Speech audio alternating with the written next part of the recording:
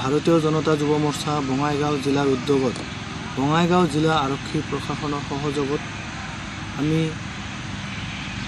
7 দিনীয়া এটা physical training camp আয়োজন কৰিছোঁ। এই ট্ৰেইনিং কেম্পত আমাৰ ইতিমধ্যে 200 জন ল'ৰা ছোৱালীয়ে এপ্লাই কৰিছে আৰু আমি কমেও 150 মান ল'ৰা ছোৱালীক আমি প্ৰশিক্ষণ দি আছোঁ।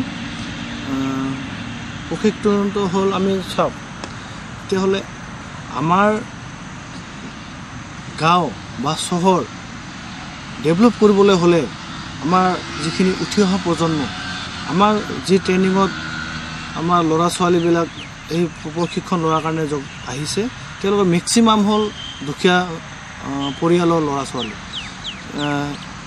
আমি ভাবিছোঁ কি ভাৰতীয় জনতা যুৱ মৰ্চাই আমি এই দুখীয়া ল'ৰা ছোৱালীৰ আমাৰ যি গাঁৱত বসবাস কৰে যিখিনি যুৱক যুৱতীয়ে যিসকলে নেকি চাকৰিৰ কাৰণে ট্ৰাই কৰি আছে, সি নিজৰ ওচৰৰ ফিল্ডতে হওক বা নিজৰ গাঁৱত থকা আশে পাশে থকা আমাৰ ৰাজহুৱা স্থানবিলাকত তেওঁলোকে বহুত কষ্ট কৰি আছে আৰু চাকৰিৰ কাৰণে ট্ৰাই কৰি আছে।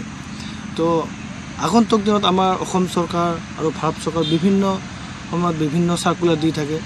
তো আমি ভাবিলোঁ কি আমাৰ যিখিনি দুখীয়া ঘৰৰ ল'ৰা ছোৱালী আছে তো সেইখিনি আমি কিবা প্ৰশিক্ষণ দি তেওঁলোকক ট্ৰেইন কৰাব পাৰোঁ নেকি। চাওক আজি আমাৰ ইয়াতে 150ৰ পৰা প্ৰায় 150ৰ ওপৰত আমাৰ ল'ৰা ছোৱালীয়ে যুৱক যুৱতীয়ে আমাৰ প্ৰশিক্ষণ শিবিৰত যোগদান কৰি আমাৰ আজি প্ৰশিক্ষণ লৈ আছে। আজি 6 দিন হ'ল আমাৰ এই প্ৰশিক্ষণ।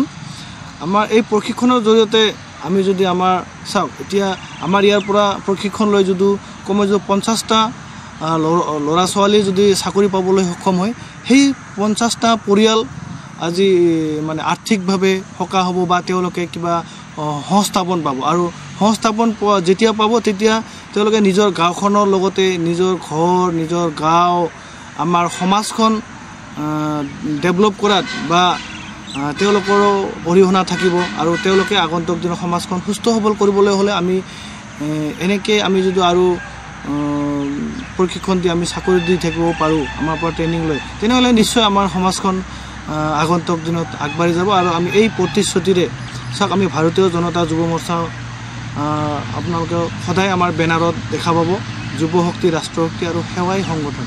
এই সেৱাই সংগঠন নীতিৰে আজি আমি ভাৰতীয় জনতা যুৱ মৰ্চাই এই প্ৰশিক্ষণ শিবিৰ আয়োজন কৰিছোঁ। আৰু এই প্ৰশিক্ষণ শিবিৰত আপুনি দেখিছে যে কিমান যুৱক যুৱতীয়ে যোগদান কৰিছে।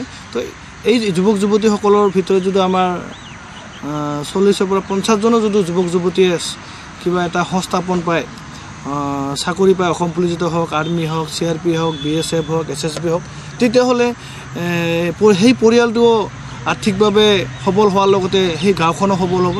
তো ভাবিছোঁ আমি যিটো প্ৰশিক্ষণ কাৰ্যসূচী আয়োজন কৰিছোঁ।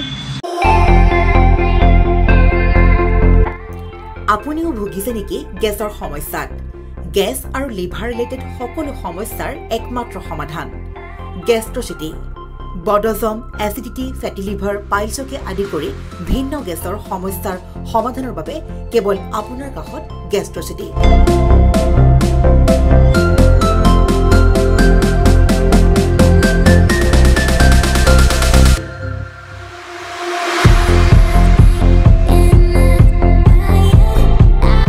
ভিজিট কৰক গেষ্ট্ৰচিটি, গুৱাহাটী, হাতীগাঁও চাৰিআলি।